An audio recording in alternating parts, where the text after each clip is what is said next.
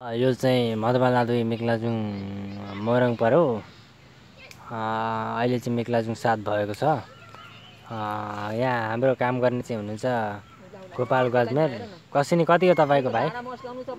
हजुर, उहाँ चाहिँ हुनुहुन्छ कसिनी 6 को मान्छे।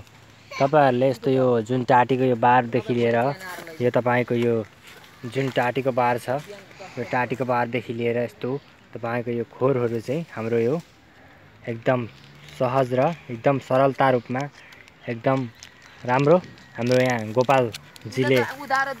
गोपालजीले निर्माण गर्नुहुन्छ। दिदी, तपाईँले हामी केही कुरा सोध्दैछौँ, यता हेर्नु होला। यो तपाईँले काम गराएमा कतिको चित्त बुझ्यो? चित्त बुझ्यो, राम्रो छ। गोपालजीले खोरहरू, बाख्राको खोर, कुखुरा खोर कतिको राम्रो बनाउनुहुन्छ? राम्रो बनाउँछ। उहाँ मधुमलाको कस्तो मान्छे हुनुहुन्छ? राम्रो छ, यहाँ बार राम्रो भएको छ। राम्रो भयो है। उहाँलाई तपाईँ कति दिँदै हुनुहुन्छ आजको पारिश्रमिक? आज परिश्रम 600। 600। धन्यवाद।